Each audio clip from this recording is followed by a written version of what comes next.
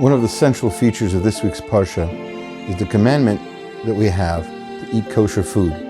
Amongst kosher foods and non-kosher foods, the verse in 1141 tells us that Kol hashoretz al haaretz, any kind of creepy, crawly insect that crawls upon the earth, forbidden, we may not eat it. And sometimes, as you know, we need to check the food that we eat to make sure there are no insects inside, there's no infestations. So leafy greens are definitely the most difficult of all these. And we use sometimes a light box, sometimes magnification, sometimes a thrip cloth, and all kinds of other devices, as you've heard me say before, to make sure that there are no insects in our food.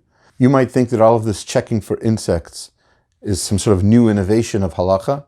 Well, indeed, the Ben Ish Chai writes over 100 years ago in Iraq that one of the reasons why most people don't use lettuce, romaine lettuce, for maror, even though the Gemara in Pesachim tells us that's the ideal kind of maror, one of the reasons that we don't use this, or many people don't use this, is because it is actually very difficult to check for infestations in these kinds of leafy vegetables.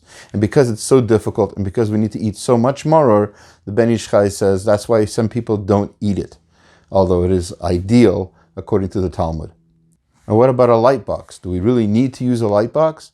And the answer is no, you don't need to use a light box. We didn't always have one. When Rav Yisrael Belsky was asked, what did we use instead of a light box? He said, you realize that a light box is just a poor substitute for the sun. That's what we used to use, is the sun. We'd take our sample and we'd look, put it against the glass and see from the sun's rays going through the leafy vegetables if there were bugs inside. And magnification is only necessary if you want to make sure what you're seeing is an insect. You'll see a lot of spotted things, you don't know what they are, so you can assume it's a bug and not eat it and say it's not kosher. But if you have magnification, then you can see if it's a bug, and if it's not a bug, you can say it is kosher. I had this incident once with a caterer who looked at my sample, and I told him to look without magnification. He looked at it and said, that's a bug, I can't use that. And then I showed him with magnification. He saw that it was not a bug, it was just a small piece of dirt or a piece of a leaf. And then it can be used. So magnification is for our benefit, not to our detriment. The end result is that we'll have a clean, kosher food that we're able to eat without any insects, without any sign of something not kosher. And the reason for that is because we need to realize that Hashem cares about the little details.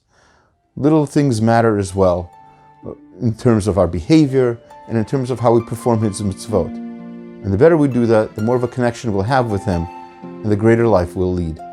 Shabbat Shalom.